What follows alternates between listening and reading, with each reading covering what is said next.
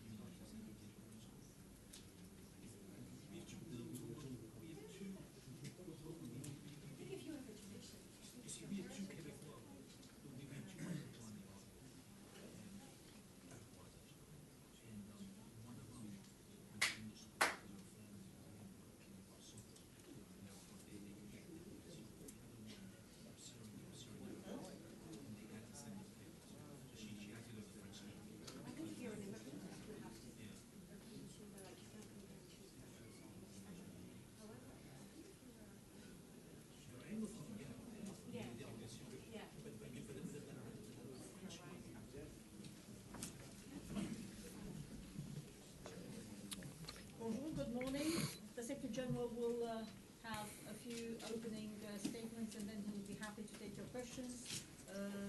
Le secrétaire général va commencer avec quelques propos liminaires et après il sera content de prendre vos questions.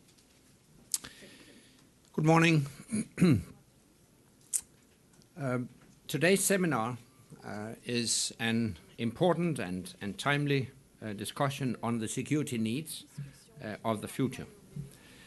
I would like to thank all those who have made it possible, especially our Allied Command Transformation Commander, General Palomeros. And let me also thank our host and friends, servicemen and women, for their contribution to our collective security. From Central Africa to Eastern Europe, French forces are helping make our world safer, whether under the banner of NATO, the European Union, or of France.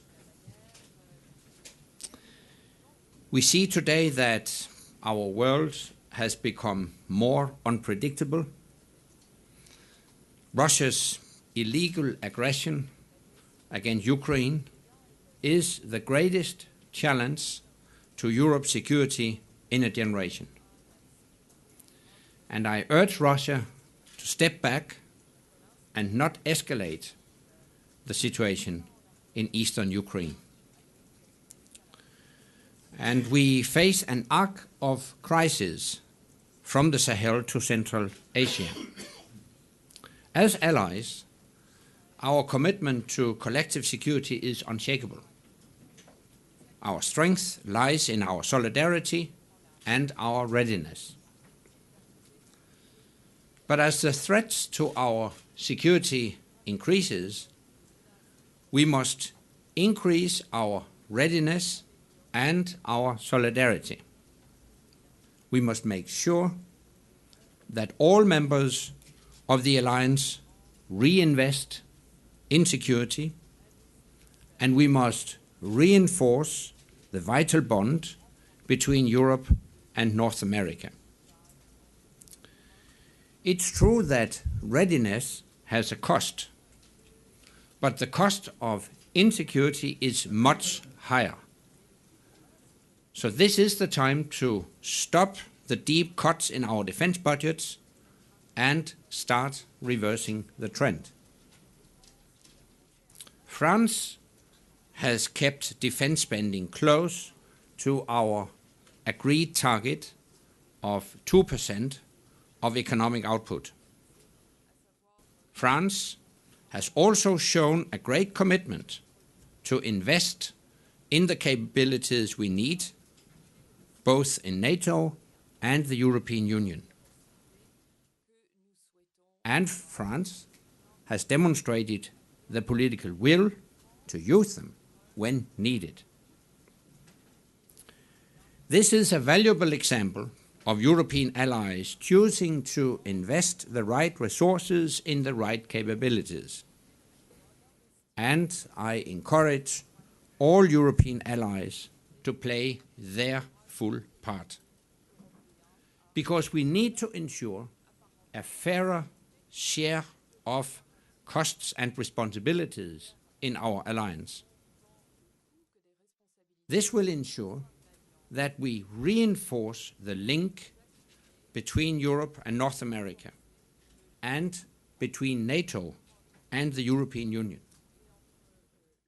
By working together, we can all be stronger and we can all be safer. And with that, I'm ready to take your questions. Please don't forget to introduce yourselves. If you have any questions, please put your hand up. John Irish from Reuters. Do you believe the 1997 NATO-Russia cooperation agreement is still valid? And if not, should NATO now open new permanent bases in Eastern Europe? And secondly, given that you spoke this morning of a possible serious escalation, would NATO intervene militarily if Russian forces were to occupy eastern Ukraine? On the latter, if Russia were to intervene further in Ukraine, it would be an historic mistake. That would further, it would have grave consequences for our relationship with Russia, and it would further isolate Russia internationally. So I continue to urge Russia to pull back its troops, fulfill its international commitments, and engage in a constructive dialogue with the Ukrainian government. As regards the NATO-Russia Founding Act from 1997, we are right now reviewing the whole of our relationship with Russia, including the founding documents such as the Founding Act from 1997 and the Rome Declaration from 2002. Foreign ministers will take decisions in that respect when they meet in June. And of course, those decisions will be impacted by the evolving situation in Ukraine and the Russian behavior.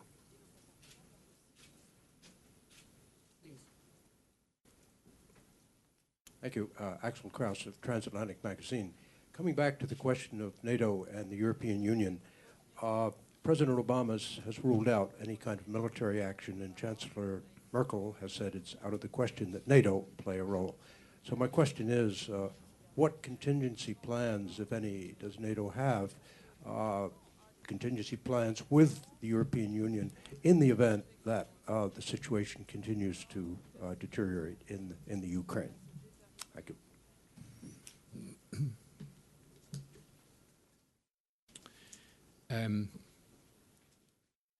We have clearly, we have made very clear that further intervention, further Russian intervention in Ukraine will have grave consequences for our relationship with Russia.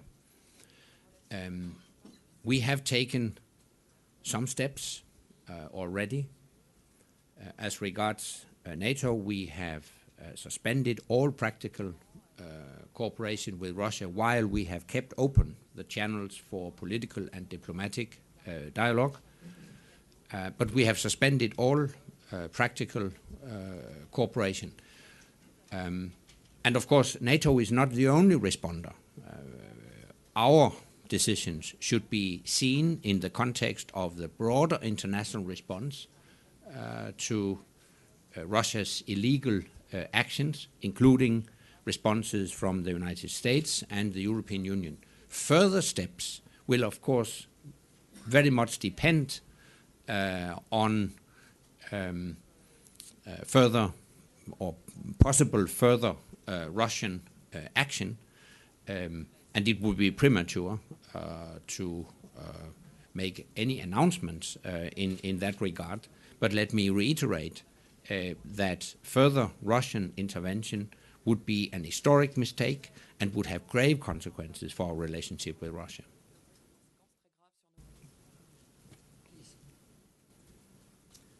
Anita Horza from Defence Procurement International. You mentioned that you need to increase NATO readiness, which kind of would suggest that you're not satisfied with the level of current readiness. Is it merely about defence budget cuts in some of the alliance countries that you feel questions the state of readiness, or does it go to issues more like training and also interoperability? Actually, it's the whole range of issues you just mentioned. It is about an update of our defense plans, further development of defense plans, an enhancement of exercises, and it's also about appropriate deployments. No decisions have been made yet. We have asked our military authorities to look into how we could possibly further strengthen collective defense. And obviously such steps, whatever they might be, come at a cost. And that's what I have stressed today, that we can't continue to decrease defense budgets if we are to ensure a credible collective defense. We must reverse the trend. In particular, European allies must increase their defense investments. This is an issue that will have to be addressed in the run-up to and at the summit in September. I would expect us at the summit to reaffirm the American commitment to European security, and in exchange expect the Europeans to commit to a fair sharing of costs and responsibilities within our alliance.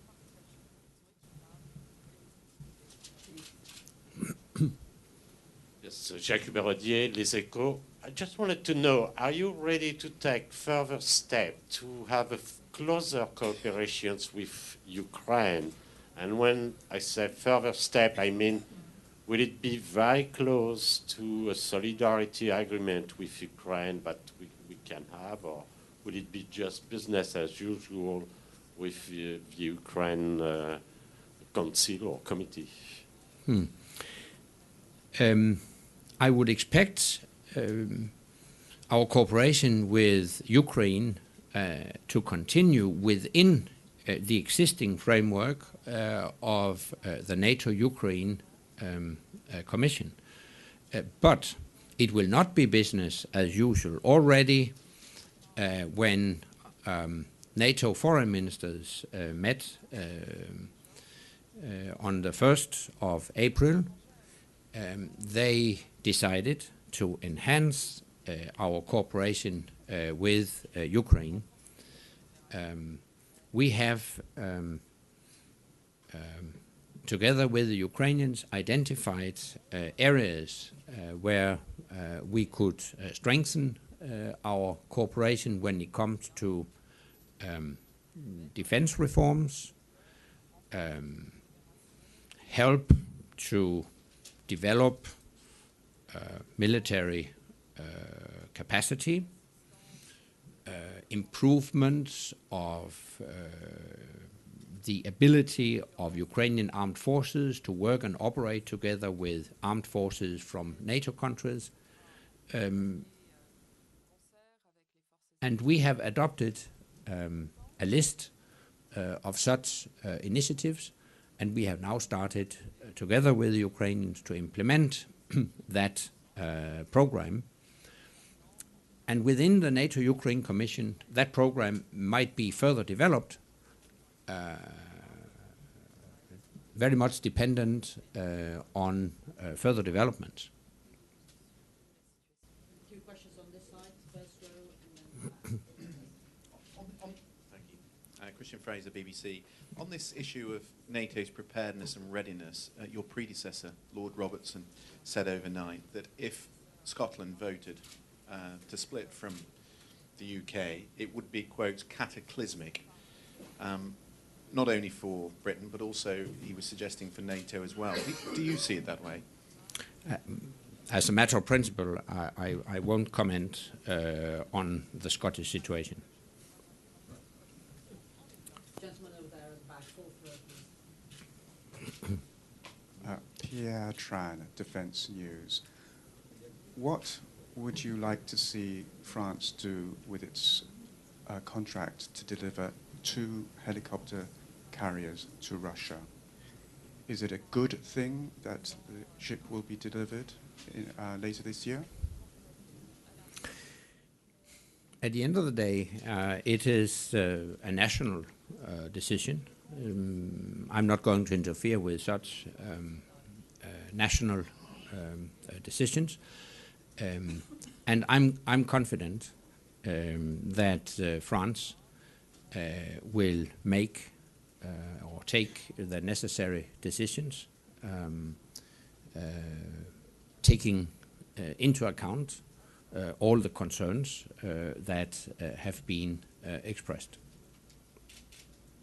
And that extends to other equipment, military equipment, armored vehicles, all kinds of military systems which could be used in any other operations. Yeah, but let me stress that such regulations or possible regulations are not NATO business. They are dealt with in the European Union and other fora. These are national decisions, and as I stated, I'm confident that the French government, as well as governments in other NATO allied nations, will take their decisions taking into account the overall security situation and taking into account the solidarity principles within our alliance. I think we have one last question over there. Hi, Greg Viscusi from Bloomberg News. What preparations or contingencies is NATO taking as far as military presence in Eastern Europe? Well, as a matter of principle, we never comment on our defense plans, but I can assure you that we do have all plans in place to ensure effective defense and protection of our allies. On the other hand, it's obvious that the evolving security situation in Ukraine and along the borders of Ukraine make it necessary to review our defense plans and also look into how we could possibly further strengthen collective defense. And that's why we have asked our military authorities to look into that, and we are now in the process of considering such initiatives. So it would be premature to make any statements on that as of today. Thank you very much indeed.